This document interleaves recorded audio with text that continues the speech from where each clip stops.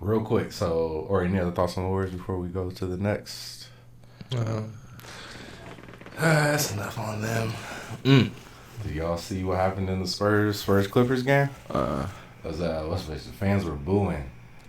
Pop. Yeah, I saw. I didn't know what he was talking about.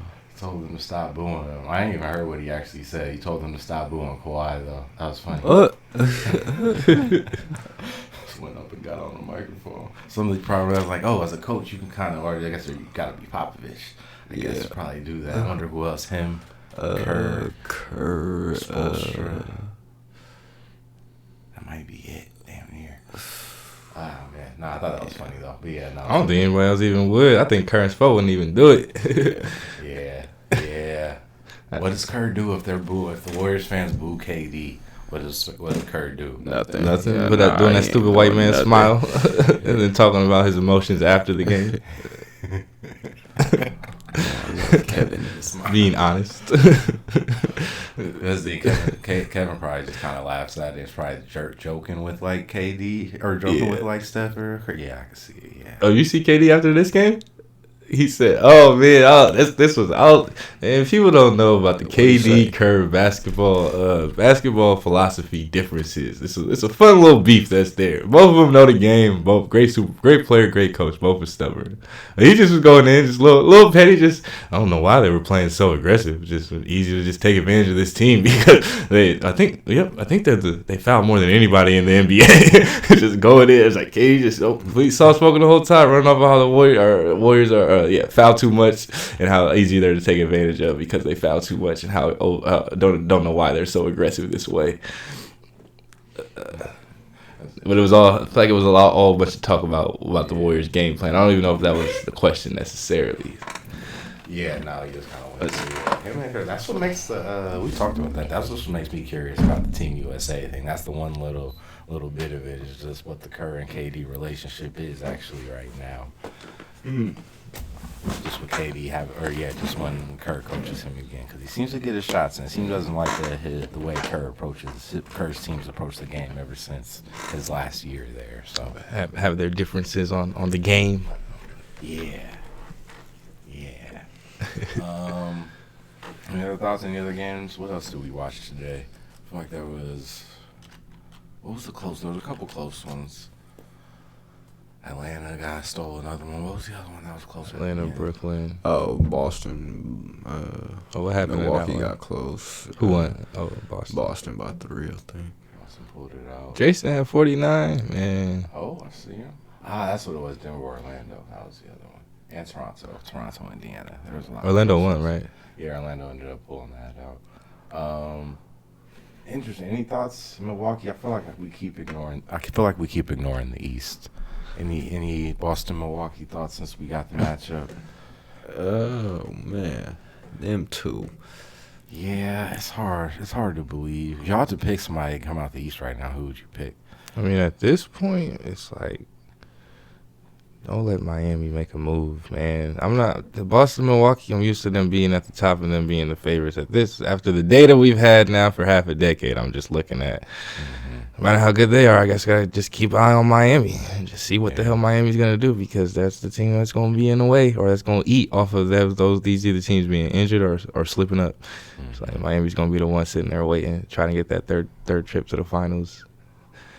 Yeah, I see. I only say that because I feel like as much as I haven't talked about the East, but yeah, I feel like I see Milwaukee's been finding it after I think they struggled a little bit to start, and Boston's been just good from the jump. It seems like, but Miami, I think they had a slow start though, but for them to find anything during what they find during the regular season is just really interesting to me, and if they can make a move for we talked about the teams: Chicago, Utah, Brooklyn. And Washington, if any of those teams are selling, Miami gets a guy. We know Miami doesn't need to get a big name. They just need a player who can probably just contribute and see where they go from there. Bam's been hooping. They've been playing. Bam. It seems like Bam's playing really well. I feel like Jimmy's been playing really well, or at least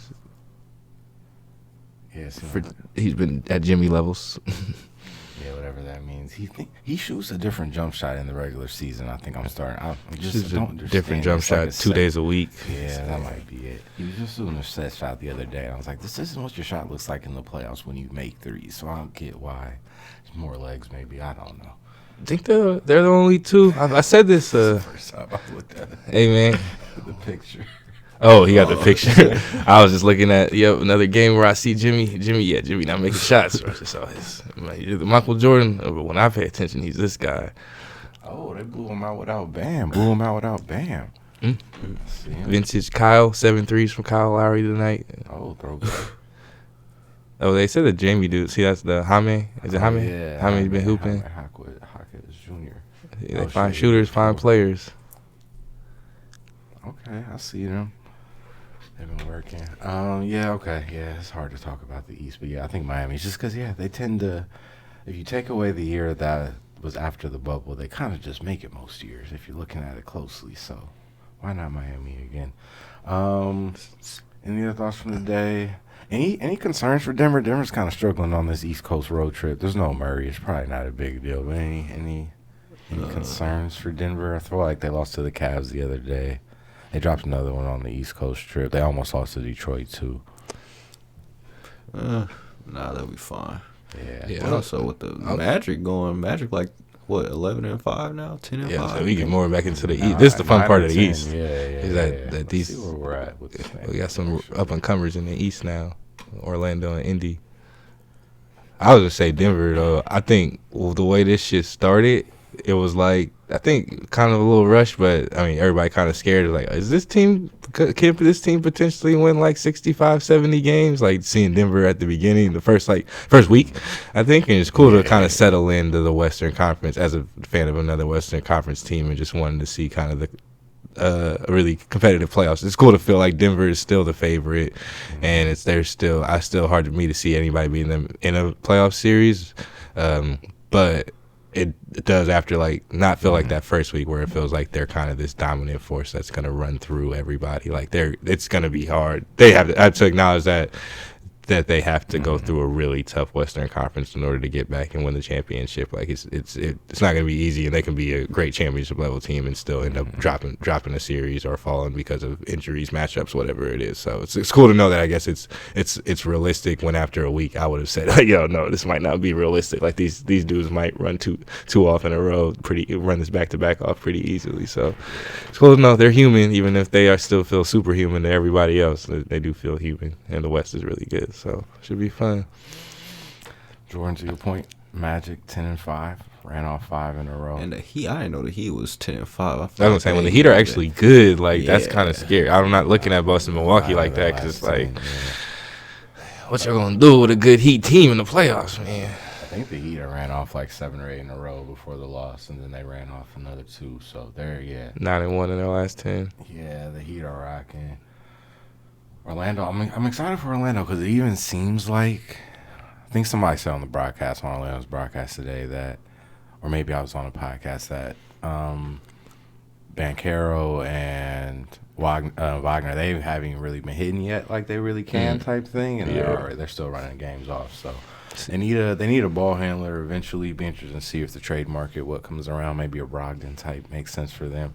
They kind of have Joe Ingles playing that spot now, so if they can upgrade there, might be the last piece. But yeah, I'm excited to see how dangerous it was. Kind of them and Indiana. They beat Indiana. That was this week, right? That they beat Indiana in a pretty big game. They worked Indiana. Oh no, they blew them out. Okay, yeah. That was that might have been. Who's the sack got blown out by? Yeah. Who they get blown out by? New Orleans. Okay, yeah. That was I get that confused with Orlando for some reason. But yeah, because New Orleans should be in the East. But yeah, I'm excited to see how far they can kind of make this rock, and Indiana too, still in the mix. I want to see if they can kind of keep it up, getting some fresh blood in the East. I guess it's nice. It's going to be interesting to see if these two teams can keep it up. But I'm excited to see what Orlando does. There we go. We got some Eastern Conference talking. Phillies dropped a couple. I think they were both. I think it might have been. It was Boston. I can't remember who the other one was too. They lose to somebody that wasn't that good. But like where they're at. I think they do need another piece. I feel like we were talking about whether Levine made sense for them. I don't know if that was on or off mic. I feel like as the seasons went on, I feel like at the jump I was like, they kind of got enough on the offensive end now, but now seeing as the season kind of goes. Wait, for Miami or Orlando. For Orlando. Philly. Philly, Oh, yeah. Philly. Yeah. Oh. Miami makes a lot of sense too, though. I would like them better in Miami than Philly, but I don't know what Philly needs. Yeah. Yeah, it's hard to. They got Patrick Beverly out there starting point guard. I don't know why that's just so funny to me. Mm-hmm. Oh, he's been starting? Oh, yeah. I remember having to do that in 2K. I did the video of Dame's first game as a Buck. I did the sim, and it was against the Sixers, and I was like, oh, wait, Harden can't really be out there because this nigga ain't really going to be out there for that. And I was like, shit, ain't got nobody else to go with Patrick Beverly starting our point guard. It's kind of the only spin move they got. But, yeah, it's something like that. I feel like Caruso. That's the thing. I feel like you're trying to pick bulls that they need. It's weird because for every team you can go Levine, and then you start thinking about it, and you're like, Caruso kind of makes more sense. Oh, no, that's where I go. Yeah, Miami, I get the Levine stuff, the Levine thing, because I don't want to watch Jimmy Butler in the playoffs again, trying to get Jimmy and Ben trying to get these buckets. Get a bucket getter in there, man. Get a real bucket getter in there. But with Philly, I think that's just get a player who's that's impact. It's just automatic impact. Like whatever it's gonna be impact. I'll take that with Philly in terms of instead of trying to balance another scorer and the kind of Maxey and you got two guys getting 25 plus a game. I'm not trying to maybe balance another great scorer in there as much as I'm trying to improve on the margins, and Caruso lets you improve on the margins with big impact, I guess.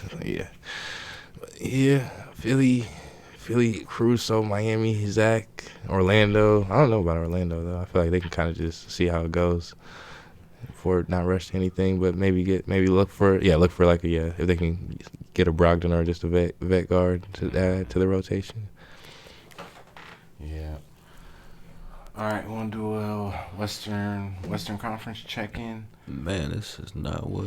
Last Eastern Conference thing, because, Pat Riley is a big reason why the Eastern Conference doesn't look as pretty as the Western Conference, or basketball has been ugly over the last 20, 25 years in the East at times. Blame Pat Riley for a lot of that, but just wanted to bring him up to say the two players I feel like from Pat Riley's NBA, Pat Riley's Eastern Conference that are still in the NBA, the last ones left are Draymond Green and Jimmy Butler. I realize this. You said it when you were talking about Jimmy Butler and this whole changing his jump shot throughout the season thing. It's like, Pat Riley would go find somebody. Don't matter where they was working or how long they've been playing NBA. And they're just a person just step on the basketball court. Great defensive impact, great impact. Shoot the ball a different way every single night. I don't know. Draymond, though, was drafted by some Mark Jackson, point guard Draymond got on the floor. Ricky Draymond got on the court because of Mark Jackson, one of the point guards from this Eastern Conference bloodbath of the late 90s that all this came from, I guess, where this conference, I think, was really born. I'll see what he wrote on the floor on their court. Who, Dre? Nah, Pat Riley. What? He wrote, look it up real quick. They put, it's crazy, man. I don't know what to call it. It was just like a sentence. It wasn't really a slogan or anything. Something aggressive. It used to be better. Yeah, Elon. Or Miami Heat court? Bad. Or it should be. Google's on. Yeah, Elon, man, this is probably the worst part of it, man. It used to be easy. You should not have to use Google anymore. Sorry. The Heat, it was on like their court.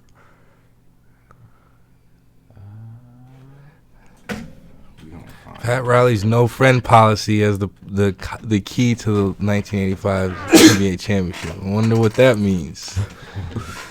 No friend policy. Oh yeah. Here we go. Oh yep, here it is.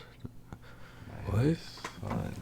It's pretty intense. Hardest working, best conditioned, most professional, unselfish, toughest, meanest, nastiest team in the NBA.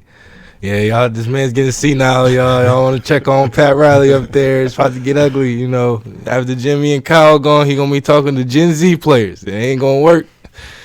Eric Spoelstra, low-key, got the hardest job in the NBA now.